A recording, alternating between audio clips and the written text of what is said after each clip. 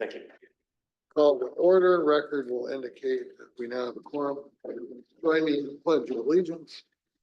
I pledge allegiance to the flag of the United States of America and to the republic for which it stands, one nation, under God, indivisible, with liberty and justice for all.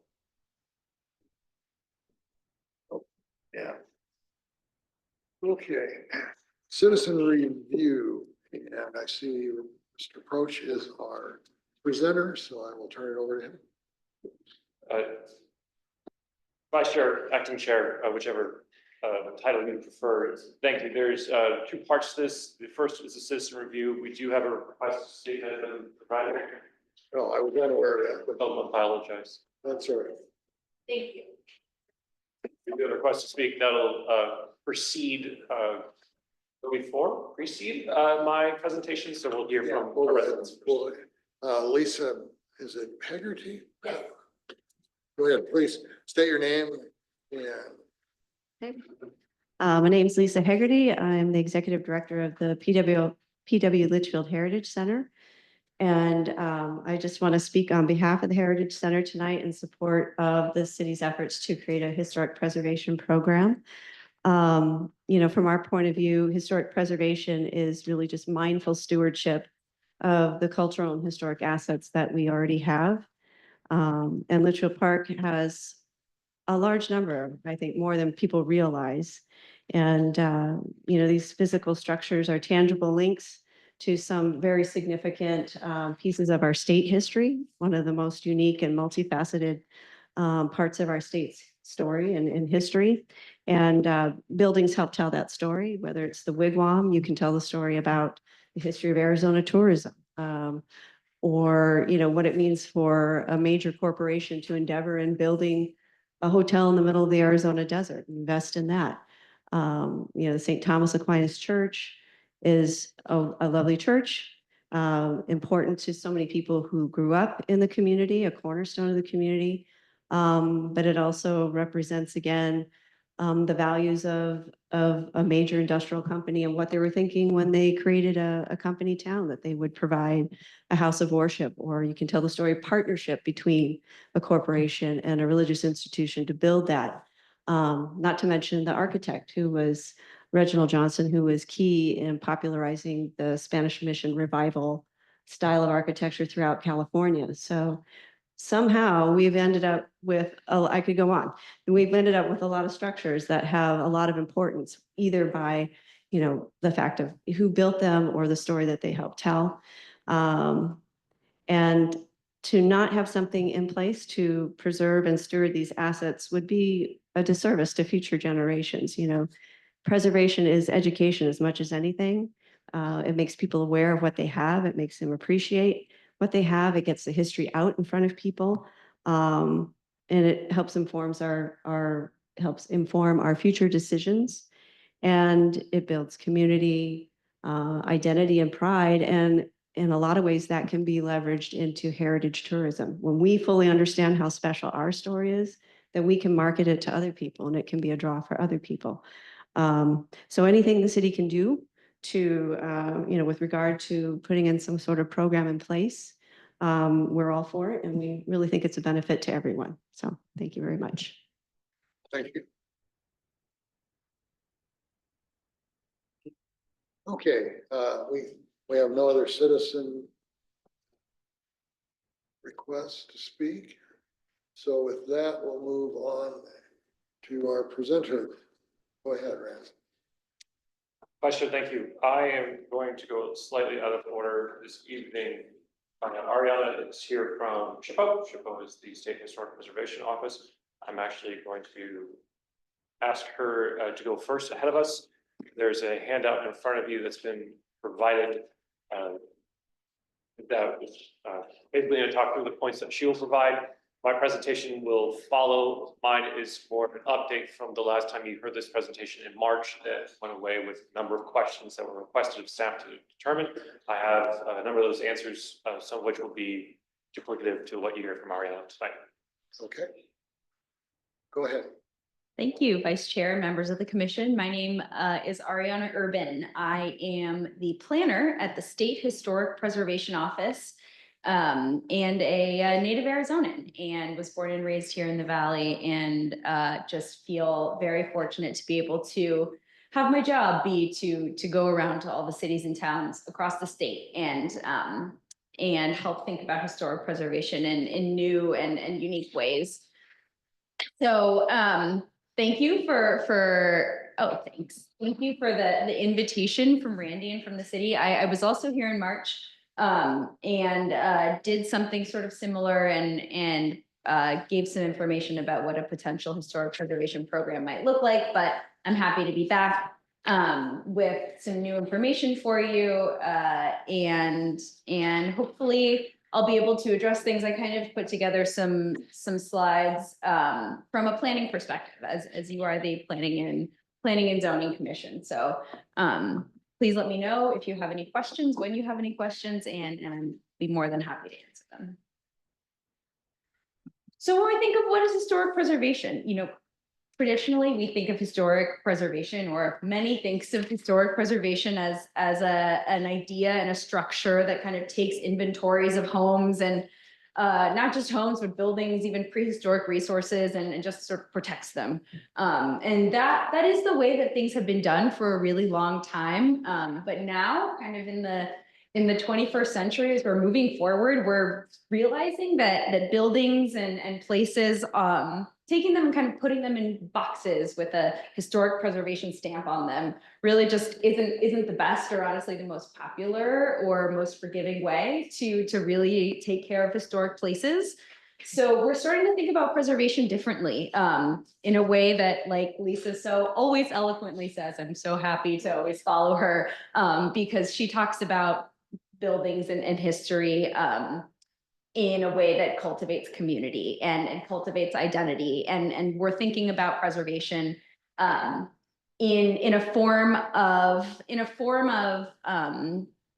planning and a form of community building that really takes the things about each community that make them unique and isn't interesting and vibrant and different. And all we're doing is making sure that future generations get to enjoy those things as well.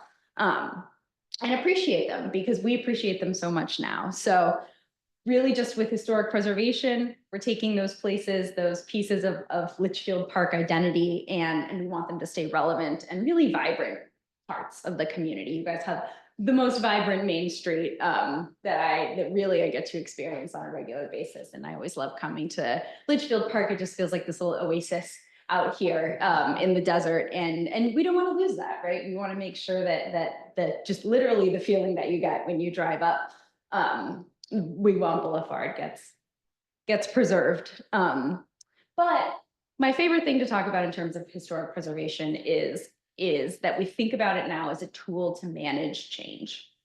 We know that change is coming. We don't have our heads in the sand or anything.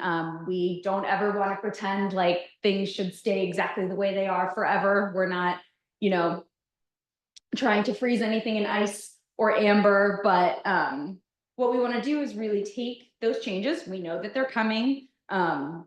It's totally inevitable that places are going to change. Nothing ever stays the same. And we just want to take a historic preservation elements to those changes. We want to participate in what those changes are going to look like, and really just make sure that the future incorporates character and authenticity along with development and redevelopment and progress, of course. So I don't know, the thing I really like to hammer home is that, without these historic places and stories and feeling, we see cities and they just start to look the same, right? Every single place along the freeway just starts to look like a copy of the next one, but it really is historic resources and elements of character that give places their own unique identity. And without them, we just become Applebee's on Applebee's, and it's really sad. So preservation is really what can help keep them at bay. So I want to talk a little bit about what historic preservation is not. There are a lot of misconceptions about preservation on all kinds of levels in government and in the public. And a lot of the things that you know are kind of in the zeitgeist about preservation have to do with the way things were done in the past, or perhaps the way they do things on the East Coast. But in Arizona, we take a different edge to this. We take a different angle. We are never here to force preservation on anyone, right? We don't go knocking on doors of private property owners and say, guess what? Your building's preserved now. That's not what we do.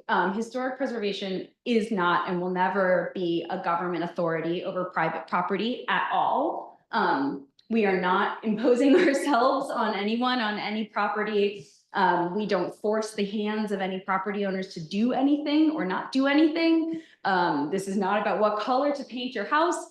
We in historic preservation never care what color your house is. We just want to make sure that you love it. And that you recognize how important it is. Let's see. This is historic preservation is voluntary, right? Like I said, we make an invitation and the property owner decides whether they want to participate or not. Historic preservation doesn't restrict property rights, definitely does not affect property values. In fact, we know for sure that property values increase when preservation programs are in place and when cities have a preservation minded outlook towards planning and towards the future. We have national studies that were done literally here in Arizona about property values, and not just property values, but happiness values and livability standards, and all of these metrics that just demonstrably increase when preservation programs are part of a city. And the national preservation economics folks picked Arizona because we're such a good and exemplary market for really a way that preservation can be thought about across the country. So yeah, there's no legal obligations here. Really, this is just a nice thing that would be really good for the city. And also, most importantly, preservation is not anti-development. It's definitely not anti-redevelopment. That's a common misconception that preservationists are always going to chain themselves to buildings and say, you can never tear this down, or, you know, we want our city to look the same.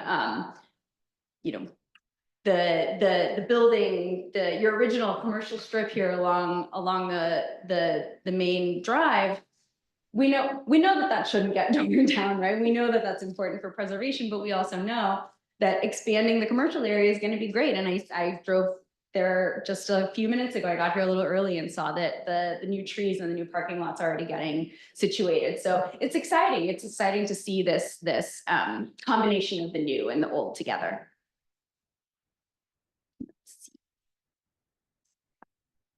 So when we talk about making a preservation program at the municipal level, SHPO, the State Historic Preservation Office where I work, at the state level, we administer what we call the Certified Local Government Program, CLG. And really a CLG is a local municipality. We've got cities and counties in Arizona that designate themselves as CLGs.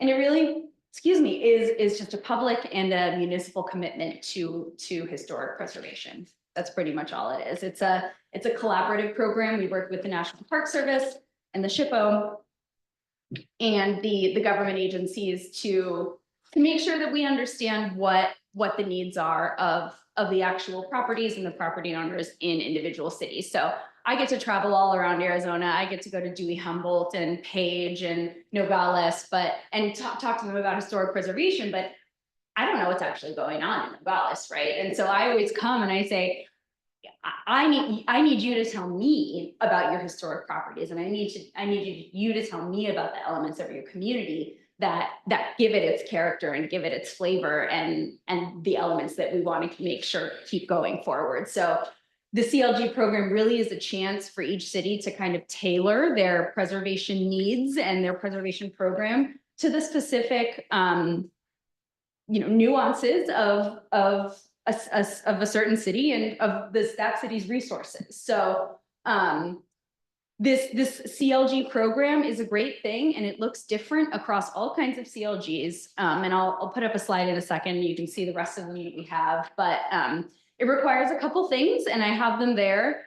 First and foremost, most importantly, it's a chapter in the city code. It's a new preservation chapter. And it includes the rest of the stuff there. So a volunteer commission, historic preservation commission, heritage landmarks commission, it can kind of be called anything that you want. Some sort of understanding of the resources that exist, not necessarily a formal survey perhaps, but just listening to you guys here talk about, oh yeah, well, there's that Benny Gonzalez building here, and of course this church over there, and honestly, just a kind of an ongoing list of what might be out there. And then a process to recognize those resources. And that's one of the things that we've been talking about here. And I'll talk a little bit about it on the next slide, but it can be an honorary designation. There's no zoning or implications involved with the recognition of those resources. A public participation process, which is exactly what we're doing right now, so you don't have to worry about that. And it really takes buy-in from city leadership. And I know town manager, our city manager, Mr. Williams, has been really supportive of this, and the agreement needs to be signed by the mayor, so it really does need to go all the way to the top. So in talking to Randy and Mr. Williams before, I really wanted to get an idea of what this would look like for Litchfield Park specifically, right? How we can tailor the program. So it really is pretty simple. We really just want to identify and recognize, like I said, those, and like Lisa says, those, important cultural and historic places that make Litchfield Park, Litchfield Park. We want to figure out how to best utilize those historic properties. And of course, many of them are already in use, but like the little church, I understand that it's just kind of closed up right now. So historic preservation looks at it and says, how can we re-engage with it? How can we reprogram it to make it part of the community again, like it always has been? And to ensure that these places really get to continue to be part of the community. So in Litchfield Park, the most important thing is we are not proposing or going to impose any property restrictions. Some historic preservation programs in Phoenix and Tempe, they do include a zoning overlay that adds new design elements to existing districts. That's not what's happening here. It's not going to be zoning at all. Really, we're not even talking about residential properties or neighborhoods. Really, we're thinking about recognizing the civic buildings. This one, perhaps even, I think building has really cool architecture to it. Of course, the Little City Hall and just, the main institutional and commercial resources in town.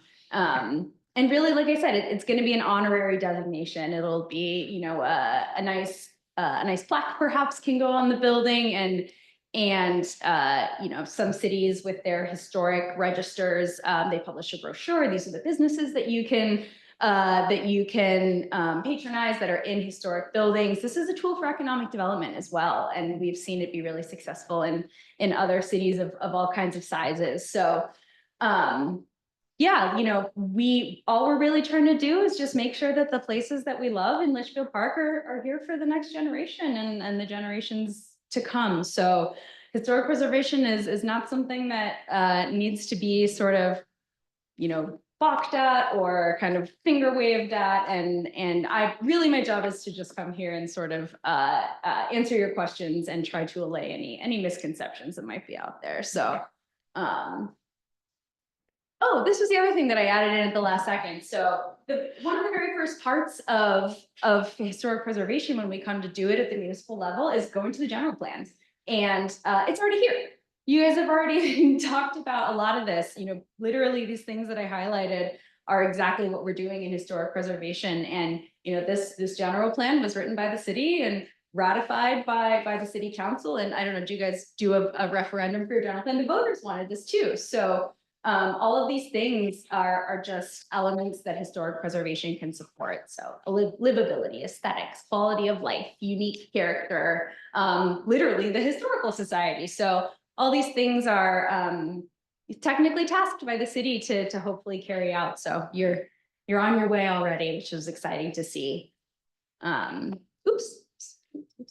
These are all the certified local governments we have currently. And I like to put this slide up just to demonstrate the real diversity of places that we have in Arizona that have codified the historic preservation program. So, Oro Valley, they have one historic resource in the entire city, but it's important, and they wanted to sort of institutionalize a way to help protect it. So they were able to become a certified local government, but Florence and Benson and Casa Grande and Scottsdale and all these different places have so many different elements and all kinds of different character, but they're all important. And so thank you for having me. That's my last slide.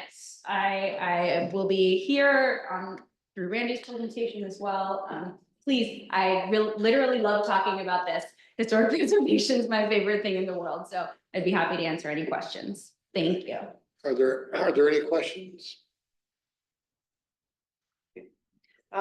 Thank you. A lot of positives there to Yeah. consider.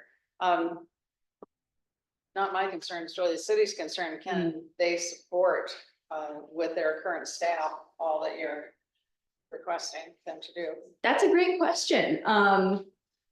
We talked about it and, you know, there is a staffing consideration with especially creating an official new city commission. And it's, you know, it's not an insignificant amount of time, but, you know, Randy has had histories in other cities that have historic preservation programs. And I think he can probably speak to that a little bit better than I can, but that is a good consideration. Okay. Yeah. Two of the buildings that just were mentioned at a recent meeting were the library building and City Hall. So would those be required like to retain the facade or retain their presence and their present use or anything? Or it could be, the use could change, but the buildings would still, the facade would not change. It could be built out behind it or whatever. Are there restrictions on what could happen to those buildings? Yeah, Vice Chair Lydiard and Commissioner Lawrence, technically, no. You know, the city gets to decide for itself what the parameters of the program are going to be. So because we're not involving any zoning, I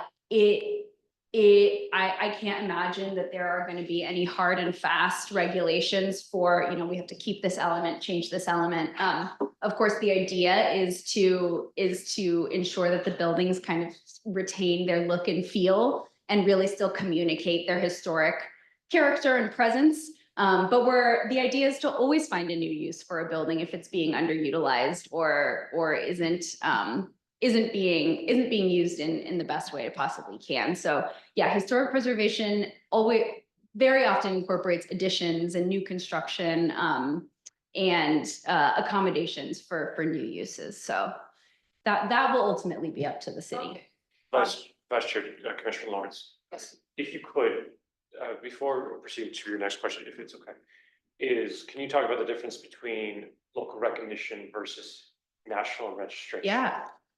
And as far as, maybe that might answer this question a little bit fuller as far as the differences between the two. Totally. So when we talk about historic designation, there are actually two completely different things that we talk about. So the first one is, like we've discussed already a little bit, is the idea of a Litchfield Park heritage recognition. And that would be a designation, an honorary designation that indicates that this building is historic and important to the community, but would not include any sort of zoning or regulation or legal regulations on it at all. The other level of designation is actually at the national level, and the National Register of Historic Places you may be familiar with. And that is a much bigger to do, if you will. In order to register a building on the National Register of Historic Places, it takes a significant amount of time and research and energy to craft a narrative and a story that demonstrates the building's significance at a higher level, sometimes at a statewide or even a national level. So I believe the Wigwam is listed on the National Register of Historic Places. But, you know, for example, this building would probably not be eligible for the National Register. So the National Register, on the other hand, also is an honorary designation technically. So a lot of people think that, oh, my building's National Register of Historic Places, I can't change it. That's not technically true. You can list a building on the National Register, demolish it the next day. We hope it doesn't happen, but it's totally possible to do that. You know, the National Register doesn't afford any technical protections on the buildings either. So yeah, really the only way that in sort of American historic preservation that we can save a building legally is by placing some sort of zoning overlay on it. And that's not what we're thinking about for Litchfield Park. Okay. Yeah. And quickly, does this add another layer of review? Got design review and all this, is another layer of review, maybe a public meeting or whatever that could eventually delay a project conceivably, or Good question. is it consolidated into an existing review? Yeah, Vice Chair Ledyard and Commissioner Lawrence, not, from my understanding, that's not what we're proposing for Litchfield Park. In Phoenix, the answer to that is yes. Because they do have a zoning overlay, which in their ordinance spells out literally an extra layer of review. But for Litchfield Park, I don't, that's not what we've discussed. So the answer is no. Yeah. Well, lastly, you talk about telling stories of the buildings, whatever. Mhm. Where are those stories recorded? Are they on like the Litchfield Park website or the Heritage Center's website, or where is that? Yeah, Commissioner Lawrence, I don't actually know. You know, we would hope to do some research and come up with you know, sometimes it can be, you know, traditional, you know, the old school way to do a plaque on a building or a little interpretive panel on a sidewalk, and that's a great way to communicate with people. Some CLGs do post building histories on their websites, and those are always enjoyed by the public. Of course, you have a superstar heritage center here that has done an immense amount of work. So I would imagine that they would be the keepers of the information. Yeah. Great. Thank you. All right, thank you. Yeah. Any other questions? If not, I'll turn it over to, good question. Thank you.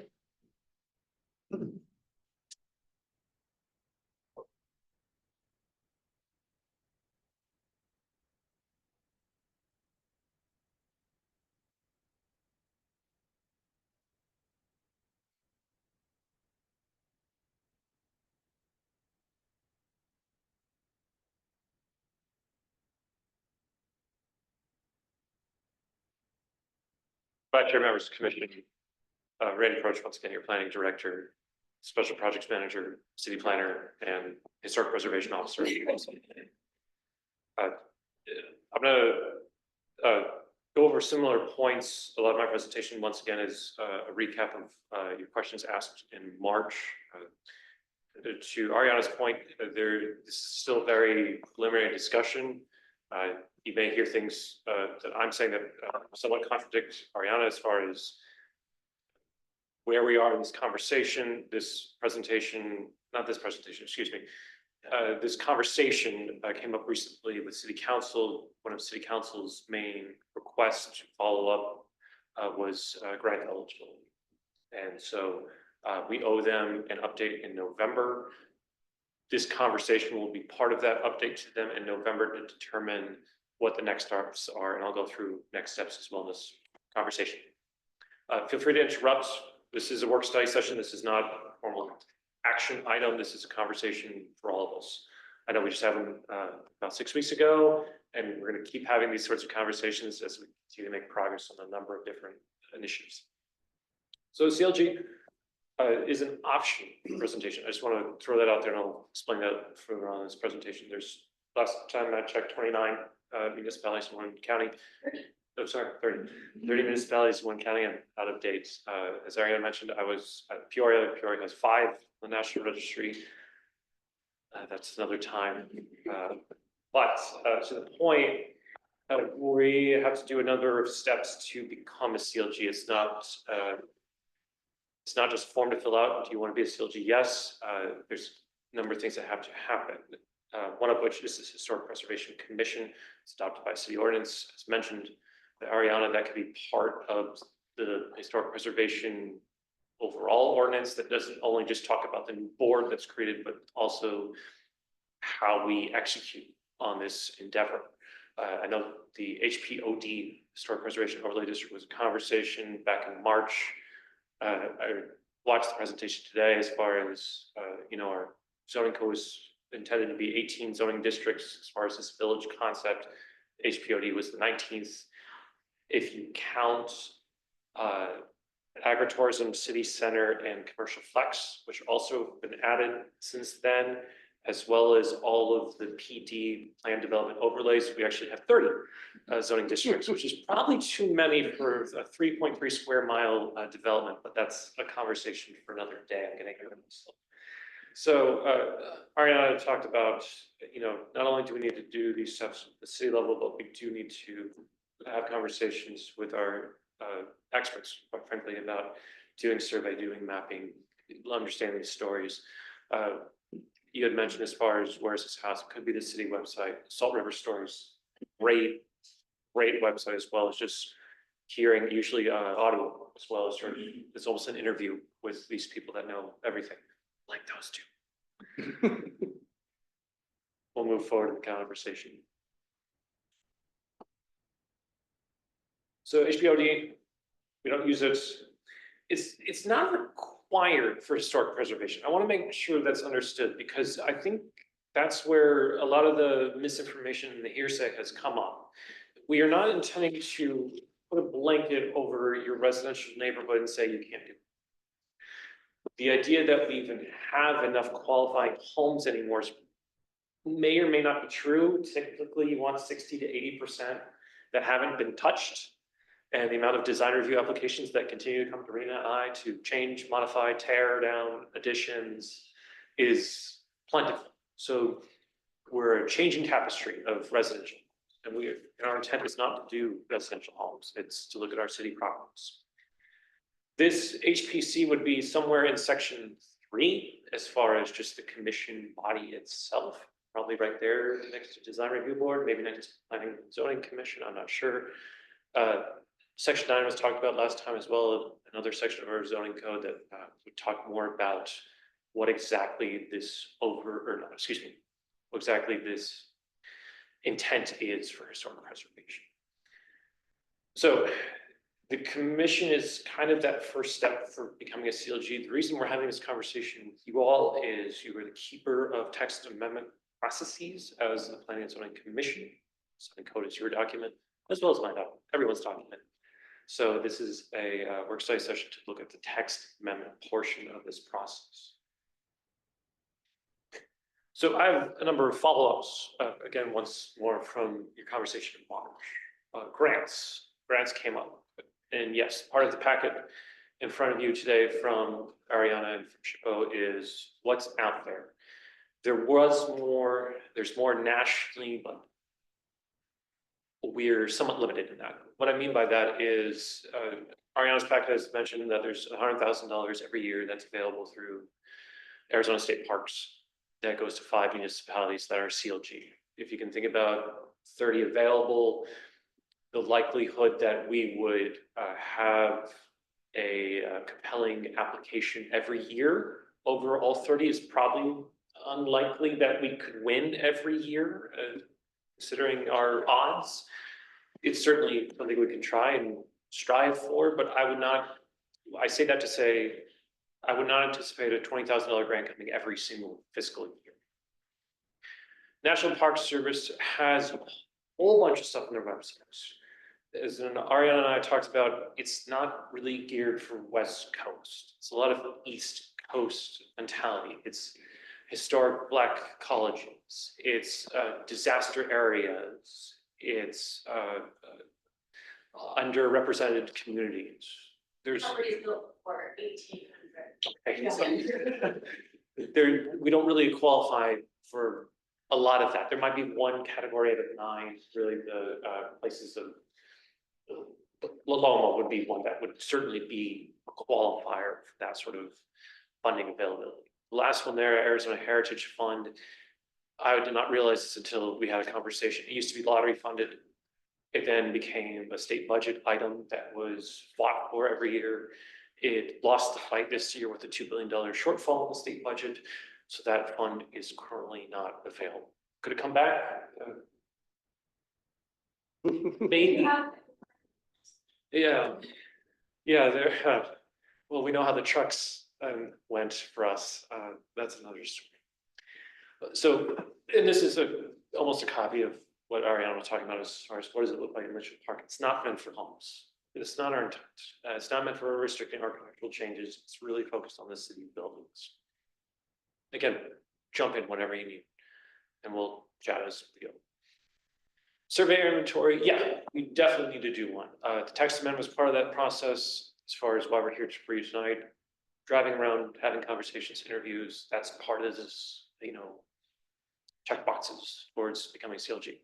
Our friends at the society can certainly assist as well. Benefits, this is, I'll be the third person to tell you tonight, it's a celebration of our history. Certainly we're a draw, we continue to be a draw, the Wigwam continues to be a draw. There's no place like our place because of our unique founding and how we got to where we are and how we continue to celebrate historic elements such as palms and citrus, which aren't as celebrated by state water resources. We'll say it like that. Grants. So again, as mentioned, National Park Service, probably not, maybe Heritage Grant, probably not, maybe. SHPO, yes, but SHPO gives grants to CLGs. We're not a CLG, so we can't get money from SHPO, is the easiest way to say that. The last one that works, which works for a lot of people, are the property tax reductions. Well, we don't have property taxes. So that's where you see a lot of benefit for other cities that have property tax and get a reduction for that sort of situation. Properties being considered, St. Thomas, Loma Heads, Homestead, City Hall. Certainly those are options if there are private owners that wish to have a chat with us. Yeah, absolutely. We have to have those conversations. Could we celebrate without a CLG status? Yeah. So this is going back to this conversation as far as what Ariana was mentioning. National registration and being on the historic places list is remarkable. It's a lot of paperwork, as Ariana mentioned. We were successful in Peoria in the previous life, getting there, but I remember the keeper at the time really liked golf, and if you could integrate how golf fed into what you were trying to do, it kind of rose to the top of the pile. I can't explain it, but that was the avenue and the efforts we had to go through to get to that point. So local registration can look and feel however we'd like it to. Can we obtain nomination without CLG status? Yes. Anyone, the Historical Society can look into that. We can certainly assist in going towards the National Register. Certainly La Loma would be the top pick in that regard. And that doesn't have to require the CLG. The CLG is certainly something that we can do to bolster that and certainly be the resource, but any private resident that owns property can look into doing that at a national level. These are already mentioned as far as the general plan, preserve the city's history, by protecting and documenting this rich past programs to share with future generations, and actively pursue efforts that recognize and enhance history and heritage of City of Litchfield Park. And that concludes my presentation. We went out of order tonight because I wasn't sure how long this conversation would go, and I want to make sure our guests have an ample opportunity to present. That is, quite frankly, the short and the long of where we are. Again, our conversation tonight is just to say hello and provide an update from March of this year to say, what say you? And we'll bring that feedback to City Council next month. Certainly everything we've heard from the Historical Society is part of this record, as Ariana's presentation is part of this record. Ultimately, what we would do is we'd come back to you for a public hearing. So this work study session is step one. Step two is the public hearing for the text amendment that has notification requirements and similar to the closed public hearing, and you would make a recommendation. That recommendation can be yay, that recommendation could be nay. Either way, it would go to City Council with your recommendation in tow, either direction. They would have a first reading to have a similar conversation like a work study session, and then a second meeting to adopt a text amendment to the zoning code. So four-step process just to kind of get the ball rolling towards becoming a CLG. And I'm happy to answer any questions. Any questions? Anyone? Go ahead. Want a clarification on grants. Hmm. So you're focusing on city-owned buildings. And so potentially that would be maybe a grant for the library building, maybe a grant for City Hall. What about someplace like Aunt Mary's Cottage or something that's not owned by the city? Owned by the Heritage Site, correct? You don't own it. That's city-owned? It's, I'm sorry, I don't know It's- who owns it. If you don't. Sun Health, and just for point of clarification, always happy to have Lisa join in, because the public hearing, the citizen review, item A is closed. Let's Okay. focus here, but Yeah, just. thank you for Just jumping in. grants, if there's anything that would be outside of city-owned buildings. Yes. Any historical buildings, so they would be Commissioner, eligible for grants? Commissioner Lawrence, we hope, there's a story to be told, and there's certainly qualifiers for some of those grants. Again, going back to the National Park Service grants, we don't qualify for most of those. But to Aunt Mary's house, which is owned by Sun Health, and the lease in place, Okay, yeah, absolutely. Certainly any ideas that we have as far as things that we want to pursue, we can and should pursue. okay, so the focus is on city-owned properties, but not limited to that. That's correct. Okay, you had a question? So the text of the zoning code, have you looked at all 30 cities so far in one county? Do you have that text? So Commissioner Frazier, I worked on one of those, so yes and no, but certainly this isn't a reinvention of the wheel, nor should be copy paste. It's somewhere in between. Like there's guidelines and model ordinance language. There isn't reason to modify too greatly. That's almost the easy part of this whole process is, we need support. We need a recommendation at our next meeting. This is just a conversation tonight. If we can get all the way up to city council for the go-ahead, that ordinance language is pretty standard, I guess, to answer your question. Okay, so I was at the last city council meeting as well. My point being is if we pursue this zoning code, I would take the least onerous of the 30 examples that are out there and start there. You've talked about what we're not going to do, and I imagine you mentioned Tempe and Phoenix and some of these other towns that, theirs is probably pretty onerous. They put in a lot in there. I would think that we would want to keep ours short and to the point. Thank you. And I can always think of the example in the Encanto neighborhood of Phoenix. You'll see people leave the facade and the entirety of the structure is gone, except that front wall, which is the requirement, which always, is that really the intent of what we're trying to do here? I'm not sure. I guess from the walking down the street, you still get the same impression. But, there's a McMansion directly behind that facade. And so, yes, that is certainly good feedback we can take back. Because of the onerous language and requirements of becoming a national registry property, if we're celebrating locally and we want to focus on celebrating locally, yes, we can tailor accordingly for sure. Any other questions or comments? Okay. I believe then we are ready to move on. We're not having an executive session. And that gets us to item 5, which is adjournment. And I have a motion to I move adjourn. we adjourn. The motion, is there a second? Second, Bob, seconds. Thank you, Bob. All those in favor of adjourning, say aye. Aye. Opposed, none. And we're done. Thank you, everybody. Thank you. Good information.